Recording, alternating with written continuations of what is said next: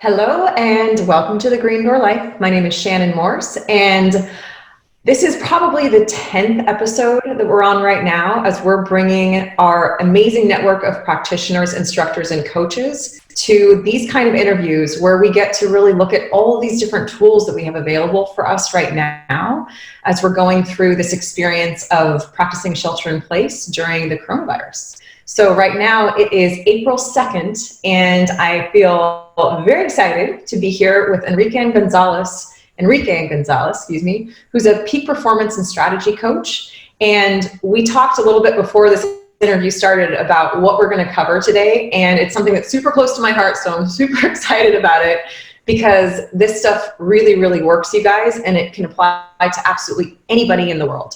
So welcome, Enrique, and tell us a little bit about yourself and who you serve primarily right now. Thanks, Shannon. I'm glad to be here today. I am a peak performance and strategy coach. I've been serving executives and business owners in the New York City market for the last 20 years, more or less. I started out in physical fitness, but being a business owner myself, I naturally gravitated towards sharing all the skills and tools that I picked up along the way from my mentors and coaches over the years. So mostly I work with high performers who are experiencing a high level of overwhelm, or they're doing well financially, but they're falling behind on their physical or mental well-being, or as well as their emotional alignment. What it really comes down to is I support people in identifying their main purpose, the drivers behind those purposes, and then the actionable items that we get to lean into to achieve that ultimate purpose. Damn.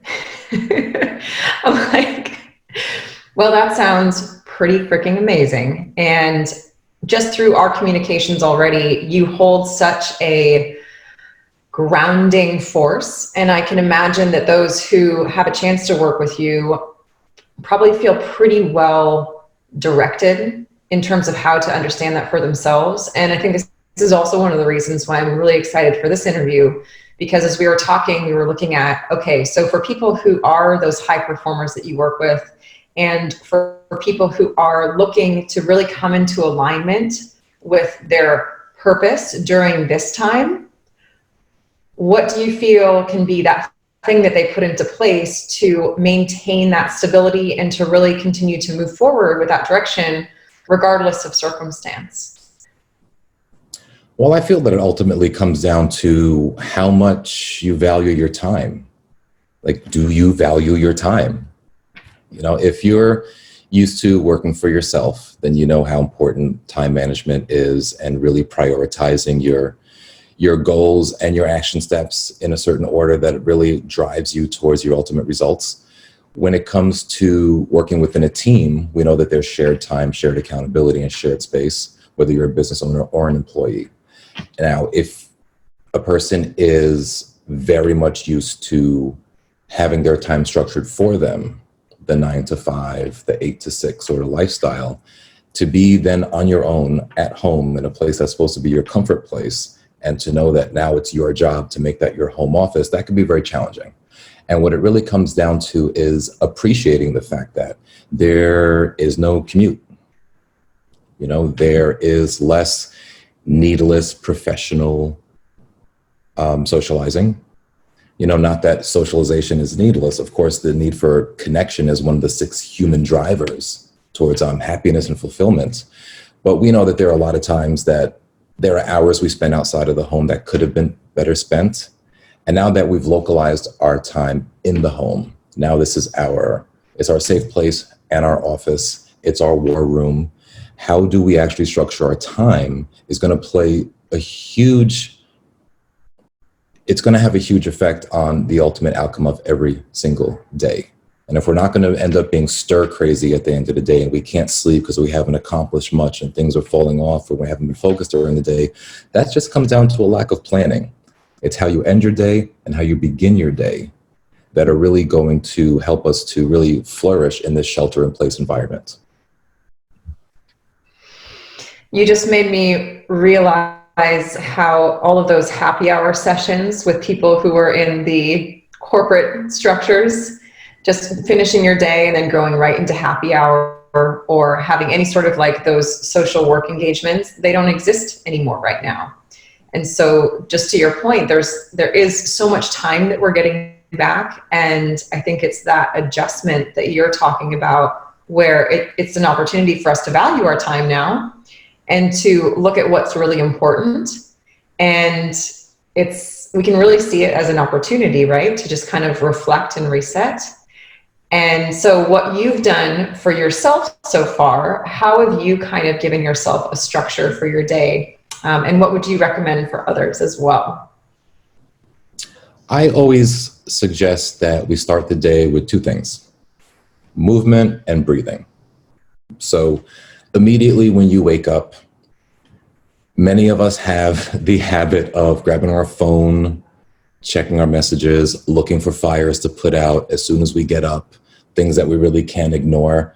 And if they're in our face first thing in the morning, we give all of our power away. We're now spending the day in reaction. Another school of thought is to keep your phone outside of your bedroom. Like, even if it's your alarm clock, my phone is my alarm clock. I have to get out of bed in the morning, walk to the next room, turn off my alarm.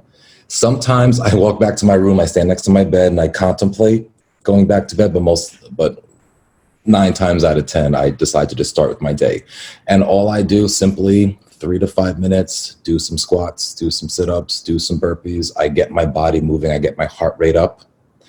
It's been shown that elevating your heart rate first thing in the day, really pushing your body to move, it releases a great store of neurochemicals that are just waiting to explode in our brains in the morning. So we release serotonin, we release brain-derived neurotrophic factor, BDNF, which has been shown to promote neurogenesis, which is the production of new brain cells.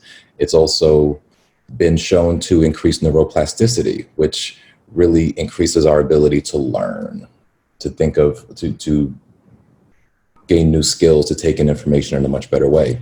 So just moving first thing in the morning turns the brain on. The brain, in return, propels the body to move forward.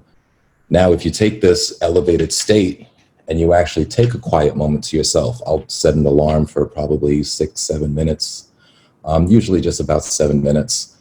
And I'll just sit in my chair, feet on the floor, back supported, open. I'll close my eyes and I'll just breathe deeply into the belly, not the chest. Exhale fully, much longer exhale than inhale. And in those moments, I just tell myself whatever comes to mind on the inhale, I let it go on the exhale. Then on the next inhale, whatever comes to my mind, it's fine. I acknowledge it. Doesn't matter what it is. I just acknowledge it. I let it go on the exhale. If the same thing is coming up over and over again, I acknowledge that it's coming up over and over again, and I let it go on the exhale. I eventually get into a place where it's quiet. I've actually filtered through a ton of thoughts just by telling myself, I just acknowledge them. They're there. I'll let them go. The mind has a way of filtering itself out. So those two practices, first thing in the morning, getting moving, turning the whole system on, and then getting grounded, that allows me to actually think about what is my main purpose today. And then I have my tools, my professional tools I open up. In my daily strategy, I work on the most important thing in the day as soon as I can, before everyone else wakes up and I fall into a little bit of distraction. And then from there, I'm fully aware of what is my day going to look like? What needs to get done today for me to be successful? And then at the end of the day, I review that. What didn't get done? What did get done? Celebrate the wins. Whatever didn't get done goes on the list for tomorrow. I have a short list of things that have to get done tomorrow. Then I shut it off. Then I'm allowed to sleep because I'm not worried or wondering what comes next. What's the morning going to be like? And I start the morning with purpose every day. Oh my gosh, there's so many good things in there. So kind of reflecting, and as you were speaking, I really love the aspect of the breath, because there's so many thoughts, especially right now, as people are going through, absorbing things from people that are really being affected by this coronavirus in their lives, whether their family members are going to the hospital, whether their businesses are just falling apart. Just allowing ourselves the opportunity to inhale and allow that thought process, whatever it might be, to come, and then exhale to release it, is such a powerful way to just move into like that accepting state. You still gave it some attention and then just allowed it to flow through your body. So I absolutely love that. And then the exercise, as you know, I'm all about. So I can attest to whoever's watching that exercise improves reading comprehension by about 70%. So it is like one of the best things to do before you have a meeting. Like before you do anything that requires brain activity, it's really, really helpful to work out in the morning. And then I absolutely love finishing the day, as you were describing, with that checklist of, you know, what did I accomplish? What didn't I accomplish? And I need to put on the list for tomorrow. Because then you have so much more space to just do other things, like focus on your family and watch a show on Netflix and feel almost like good about it. So this is amazing. And is that something that you're already putting into, like, would that be your daily practice right now? Absolutely. I mean, movement, breath work first thing in the morning, daily strategy, and then my day is scheduled out. You know, one thing that's really bringing people into fear right now is the idea of uncertainty. We don't really know what's coming up tomorrow. You know, what major changes are going to happen? What are the next 3 months, the next 6 months look like? How are industries changing? And the best way to combat uncertainty is through direct action, creating a plan, or at least an outline, a structure to operate within. You know, there are so many things that are not in our direct control, but there's so much that is in our control, like how we invest our energy. So just being conscious of the fact that I can structure the day out in a way that meets all my needs because I've gained more time, because I'm being effective with my time, I'm using it more effectively. I can, if I wanted to, work less hours, you know, and still get a ton done. I just happen to have multiple businesses and I'm always busy with things that I love doing. But yeah, I mean, when I do my end of business wrap up, like it's time, my girlfriend and I, we cook dinner. Like we'll go sit on the sofa, whether we put the TV on or not, and we'll talk and we'll spend this time together and get closer together. You know, uncertainty is combated by action and purpose. And as long as we're feeding our human needs, like connection, significance, security, variety, growth, you know, all of these factors are just so fulfilling. These are the drivers of fulfillment. So if we're hitting a few of those major needs every day, then it's a great day and business is still happening if you're able to work from home. And if not, it's a time to learn new skills, take a training course, hire a coach, you know, do the things that you always said you would do if you had the time, but all these things get in the way. I have all these excuses why I'm not doing it. You have no excuse now. Amen to that.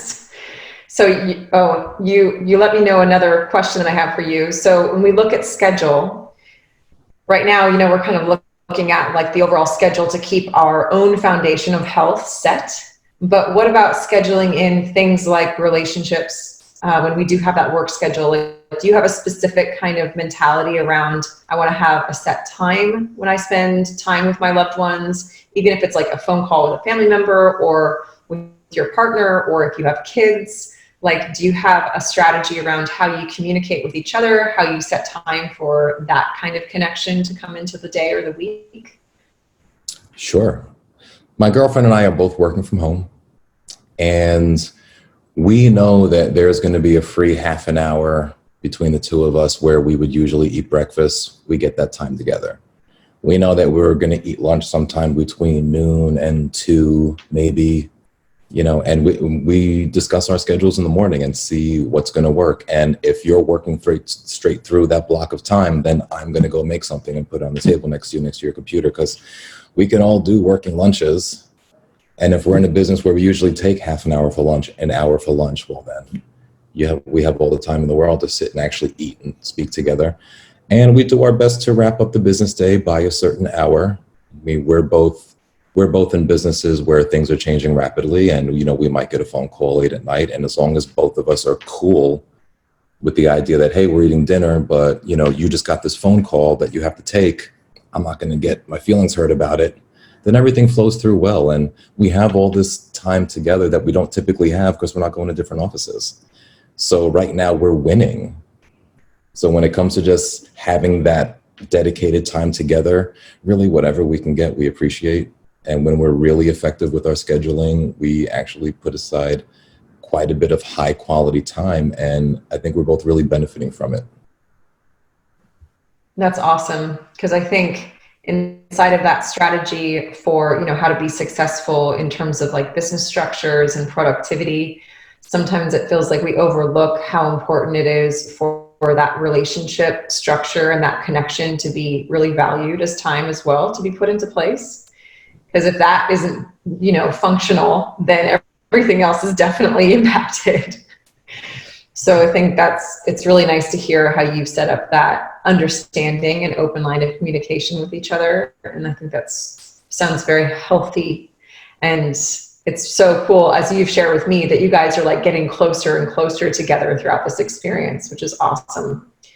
It's interesting because there are so many like relationship tips and like good practices that we can put into play. And now we're kind of forced to put them all into practice because we do have all this time together, and for parents that have time with their kids, it's like, hey, why wouldn't I just schedule 30 minutes to go outside with my kids and do something? Like, why wouldn't my girlfriend and I both take an exercise class in the morning or yoga in the evening, or just go for a walk, or go sneak into the elementary school next door where nobody is and go and like teach her how to shoot a basketball, right? There's so many opportunities, there's so many great ways just to give that little extra, hey, oh, by the way, I'm thinking about you and I love you and you're sitting right there and I can tell you right now. We have tons of opportunities for that. Oh, so good. Yes, we really do. And as someone else who is in that, business ownership and everything is changing so quickly, the relationship aspect and really setting aside like a dedicated time for that has been, I found to be like so deeply valuable. Also, so you're able to focus all of your energy if it has to be work, and then if it has to be relationship, or not has to, but just moving into having like a clear delineation so they don't get crossed over. And I think that's one of the things we're working at home. It might have a little bit more crossover than you're used to if there isn't that communication about this is when I'm in my work hours, and having that open line. Or else people are, if you're on your phone or you're on your computer, people can sometimes be like, oh, well, I didn't know what you were looking at. I didn't know you were working. So having that communication is just clear communication. So good. So the other things, as you work with your clients, your peak performance clients right now, what kind of things do you see are coming up for them outside of that uncertainty, which I think we're all experiencing? But what are some of the things that you see coming up, and some of like the strategies you might be giving to them right now that people who are watching later can benefit from? What's been coming up the most in my experience over the last few weeks is the idea that I'll put myself in the position as a client, that I have to always be ready for what's going to happen next. So my boss might call me, oh my God, like my partners might call me, oh my God, like I have to be ready. Like bad news is going to come at any point in time. The market's going to completely tank at any point in time, and I got to be ready. I got to be ready. And our energy is kind of sitting up here on the top of the chest. So we're not breathing deeply, we're not centered, we're not grounded, and we're just living in reaction the entire time. So one of the most useful factors to a quick turnaround has been just a simple idea of when I find myself in that state of reaction, in that heightened state of nervousness and anxiety, I just silently in my head say the word hello. Now, I picked this up from a great book last year. It's just amazing. It's the simplest, most elegant solution I've ever come across. And it's just quietly in your head, say the word hello, because that immediately pulls you out of that energy that you're inhabiting. right? That energy exists. And right now I'm in the middle of it. Now I say hello and immediately my brain's thinking, well, who said that? And now there are two situations. There's me as the observer, and there's that frenetic energy that I was caught up in for the moment. And I get to step back and acknowledge that with a simple, oh, that's interesting. I was feeling that way. Oh, it's interesting that my thoughts just went there. Oh, it's really interesting that that just happened. You know, and just that subtle change takes me out of emotional reaction and allows me to make more thoughtful decisions as opposed to just reacting for the next half an hour like the world is ending, everything's going wrong, oh my God, oh my God, oh my God, what am I gonna do? I actually get to think back and be like, okay, this is actually the entirety of the situation. Okay, I feel that I'm gonna do A, B, and C, and then I have a plan of action. So a question for you, when you say hello, are you saying hello to that scenario or that circumstance? Just the word. Just the word. Just silently in my mind, the word hello. Like, I don't have to intellectualize it. I don't have to prepare for it. It's just there. And it reminds me that, oh, I'm just here. Whether it's this moment that I got this bit of news or whether it's 10 seconds later that I got this bit of news, I still get to choose how to react to it. The situation hasn't changed. I haven't changed. It's just my perspective on that moment in time. So if I had to intellectualize it, it probably wouldn't work. But if I made this decision well over a year ago, it took me a few days to get it to remember that this tool existed. And then once I did it for the first time, I did it 3 times that day. And then twice the next day, and then once the day after that. And now it's like once in a while, once every few weeks, I find myself in that situation and I just grab at it. So it's not an intellectual exercise. It's just, I guess you can call it a hack if that's something that seems, if that's terminology that seems interesting or useful in this scenario. But like, I'm not talking to anyone or about anyone. It's just hello. It's just a moment of awareness. So what it sounds like to me, and of course I'm trying to intellectualize it to communicate it outwardly, but what it sounds like to me is that when you just say hello, as you were kind of describing, it almost shoots you back to just be a witness of what's occurring and to be in that seat of awareness. That's very cool. Yeah, absolutely. And it's so simple. It's just so simple. It's just a matter of remembering that trick. Like every time that I share that with someone, you know, they come back to me about a week or two later. They're like, you know what? I didn't remember. It took me a while to remember, but the first time I did it, I was like, oh my God. And I've been using it ever since. And like some of my most anxious friends, family, and clients have found this elevated level of peace that they've never understood. So I highly, highly recommend this practice, this very simple and elegant practice. That's awesome. As you're describing it, I can absolutely just put myself in a position where I would have been anxious about needing to have something completed because of what could possibly happen, whether it's like the stock exchange or paying mortgage right now or whatever it might be, and just moving into like having that thought come up and then going, hello, and then being like, oh, you're out there. So very, very cool. I love that. That's a great one. Thank you very much. That's so easy to implement. And I understand as well that sometimes when we have these really simple and elegant tools, it can be hard to remember in the moment. So sometimes like writing it down somewhere or, you know, like a couple places in your house. Right. Or just having someone who reminds you that, you know, we are not our thoughts. We are not our feelings. We're the observer of our thoughts and our feelings. You know, just being reminded here and there. So if you can write it down, if it's the wallpaper on your computer or your phone, if it's on your phone, you're gonna look at it all day. You're gonna remember all day that I'm the observer of my thoughts and feelings. It's gonna be a lot easier to remember a simple tool like that. Yeah, beautiful. Thank you for that. That was very useful and eloquent, and I like that one a lot. So moving into let's just go ahead and talk about what we're creating. So we have just a little bit of this in here, right? Mm-hmm. Sure. So Enrique, Lisa, and myself, if you guys are familiar with myself and Lisa, who are part of the Green Door Life, we're the partners of the Green Door Life.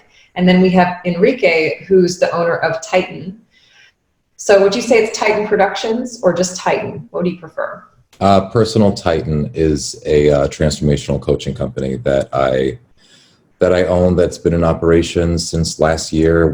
I've kind of graduated from all my other services over the years, and I've combined them in-house and built an amazing team around our mission. So I mean, we're very happy to be partnering with the Green Door Life on this project, because like there's so much synergy, there's so much an alignment between what we practice, let alone what we preach. Mm-hmm. So walking into this event is just so exciting, and there's already a level of fulfillment in place, because having great partners is one of those key drivers to success. Oh my gosh. And we feel the same big time. Lisa and I are very much inspired and excited, because when you find those people who have the same work ethic and are also in alignment, like energetically, and it just flows, and it's just like the coolest experience. So for those of you who are watching, we're just kind of giving you like a little snippet preview. So if you are watching this video and you've made it through this part of the interview so far, we have some exciting news for you. So we have collaborated to create a 2-day retreat event that is called Chrysalis, Collective Metamorphosis. And the idea here that we created with Enrique, Lisa, and myself was really to look at this time that we have in this shelter in place with everything that's going on in the world, and look at it as an opportunity as opposed to a catastrophe or an emergency. That we're looking at how we can actually use this time. And just to Enrique's point, if we value our time, if we wanted to do these things for ourselves for such a period of time, we're basically bringing this incredible list of talented humans together to give you everything from movement, breath work, personal development, shadow work, root cause healing, dance, music. It's like 2 days for both adults and families, and kids, where they'll be in 2 separate rooms for Zoom. And they'll be able to basically go through this process as a collective of transformational development. And holy crap, are we excited to be doing this. As I'm talking about it, I'm like, oh my gosh, this is going to be so cool. Enrique, did I leave anything out?